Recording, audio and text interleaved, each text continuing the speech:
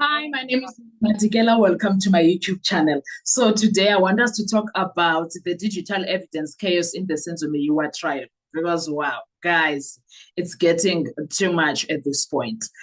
The ongoing trial surrounding the murder of Senzo Meyiwa has once again placed the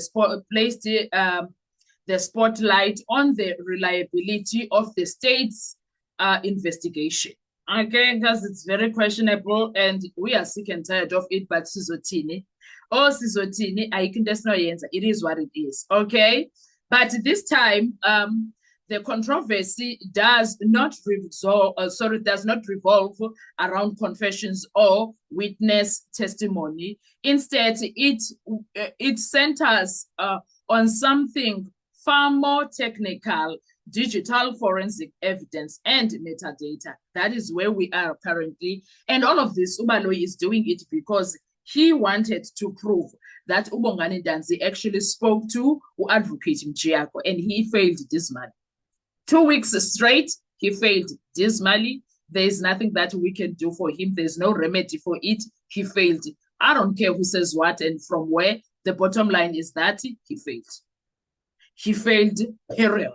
Straight up. And if you listen carefully to what unfolded in court, you begin to see a serious contradiction emerging, because the witness who testified about the cell phone data made a statement that should immediately raise eyebrows for anyone familiar with digital forensic, because Ubongani, the questions that he is asking, he's asking, I'm making sure every witness that came for this data of his is seriously questionable. Okay.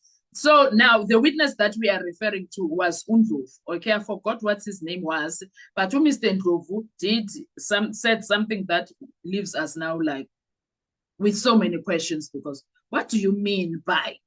And right now we are. Do you understand? Okay. Undlovu said clearly that his role was only to download the data, not analyze it, not interpret it, not verify it, simply download it from the device. At first glance, that might sound like a minor technical detail, but in the world of digital evidence, this distinction is extremely important. Downloading data from a device is only a first step in a long forensic process. After extraction comes analysis, the stage where forensics experts examine files, verify their integrity, and confirm critical information such as timestamp, device identifiers, and metadata. So that was not Mr. Ndlovu. Ne? That is why Ubongani Dansi, the current witness, is now dealing with a lot of things and is sharp at it, questioning a lot of things, because the device that Ndlovu downloaded is his J5 cell phone, Samsung cell phone. Do you understand? So metadata, for those who may not be familiar with that term, is essentially the digital fingerprint of a file. It tells investigators when a photo was taken, what device captured it, and sometimes even where it was taken. In fact, most pictures do come with where they were taken. Okay. Also, in criminal cases involving phones, metadata can become extremely powerful evidence. It can place a suspect at a specific location, confirm timestamps, or contradict alibis. Do you understand? But here is the key issue. Metadata is not something you simply read off casually after downloading files. No, you don't do that. To verify metadata properly, you must conduct a forensic analysis using specialized tools and procedures.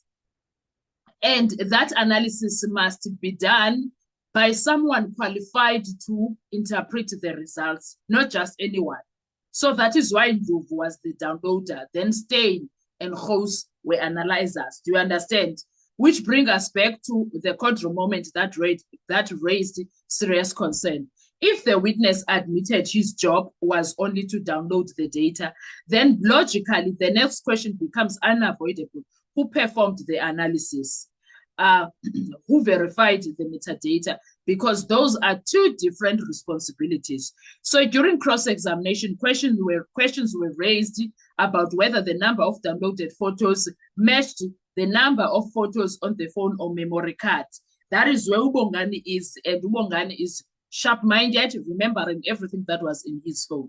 The witness appeared to agree that the numbers matched, but even the argument opens another layer of questions. That was both. Matching numbers alone does not confirm authenticity, right? We're still talking about truth, right? It does not confirm whether files were altered, and it certainly does not confirm whether the metadata attached to those files is accurate. That requires proper forensic analysis. This is precisely where the state's evidence begins to look confusing. Sorry, at times in court, the witness answered questions about metadata as if he had analyzed that file himself or the files himself. That was Umdlovu. I don't want you to get confused, okay? So yet moments earlier, he clearly stated that his role was limited to downloading the data. We're still talking about Umdlovu. That contradiction might appear small, but in a criminal trial, small contradictions can grow into a very powerful legal argument, okay, or legal arguments. Because if a witness steps outside the scope of their role and begins begin giving opinions about matters they did not analyze, the defense can challenge the reliability of the testimony. Even more importantly, it opens the door for a much larger issue, chain of custody. Chain of custody refers to the documented process showing exactly who handled evidence at what stage. From the moment evidence is collected at a crime scene, every transfer must be recorded. Who collected it, who stored it, who examined it, who analyzed it, and when. Do you understand that? If that chain becomes unclear, the integrity of the evidence can be questionable. And this is where the Senzo Meyiwa case continues to raise troubling questions. Because as people who are observing of the trial have repeatedly pointed out that many of the same individuals appear to be involved in multiple stages of the evidence process. The people who collected the evidence also handled it, which is not right. Very irregular. The people who handled it also downloaded it. Very irregular.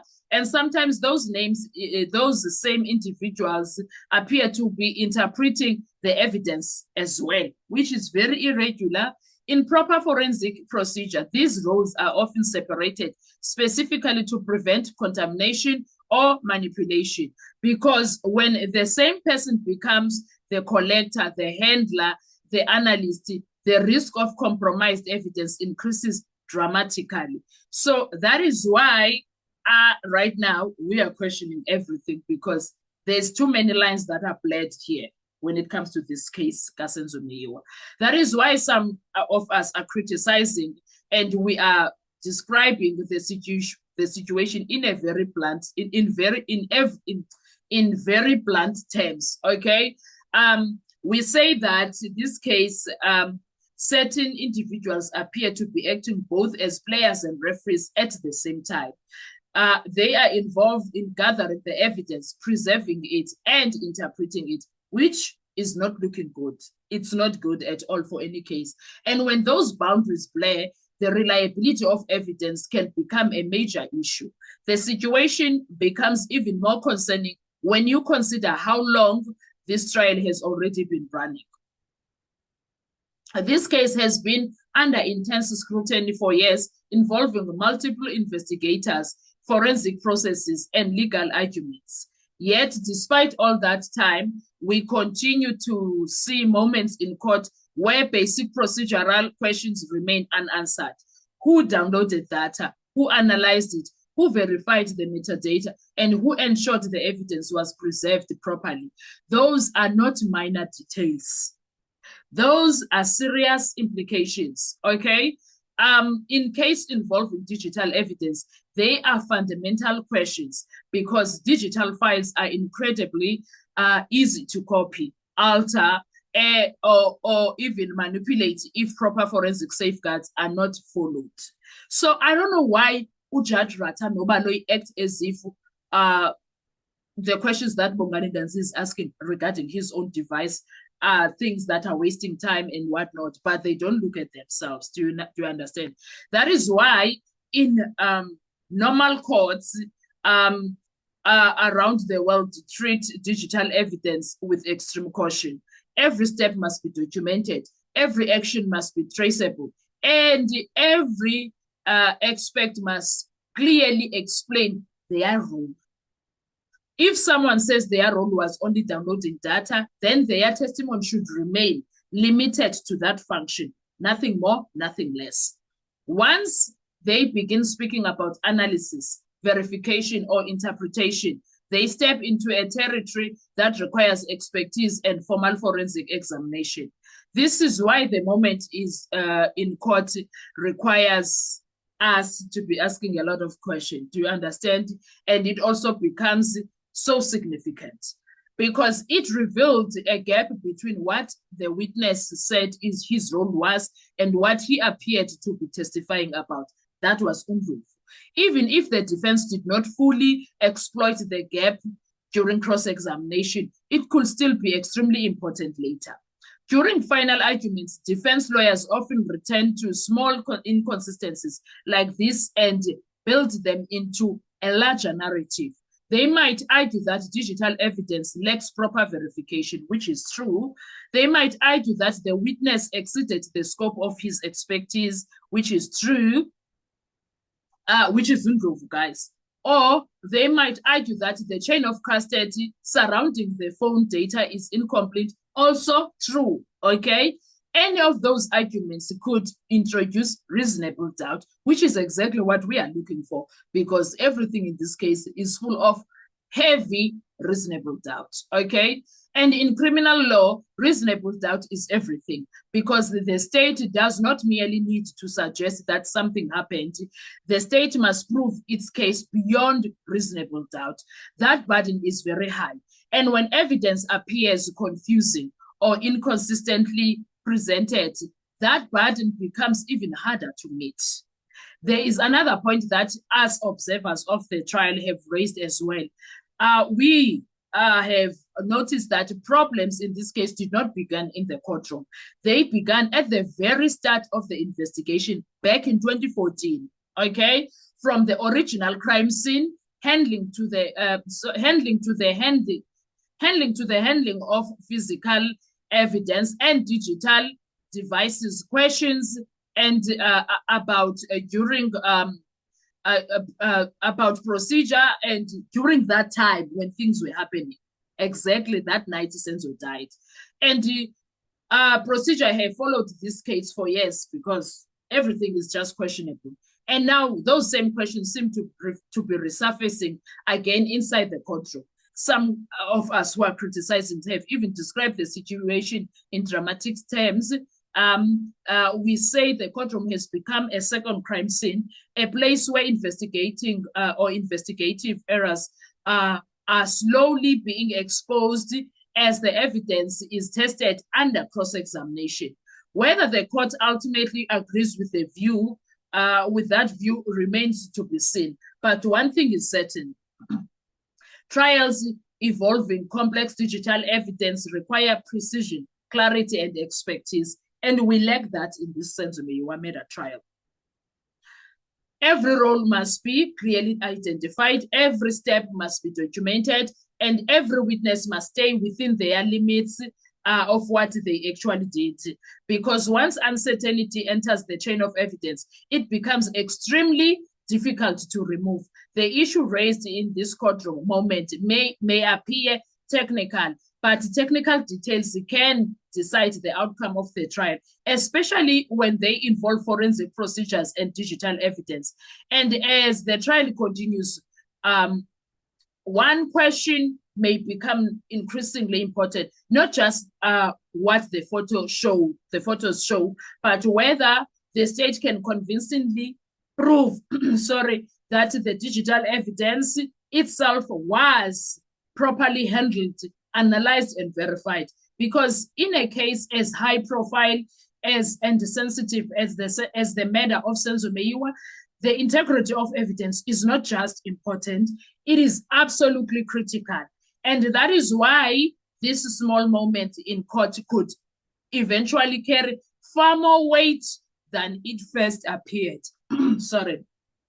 So that is why I agree with what Bongani Dansi is doing there, asking questions and needing answers and making sure he put people into blast and making them accountable. That's what he is doing. What are your thoughts when it comes to this? Let's talk in the comment section. I want to hear your views. Thank you so much. Do enjoy your day. Bye-bye.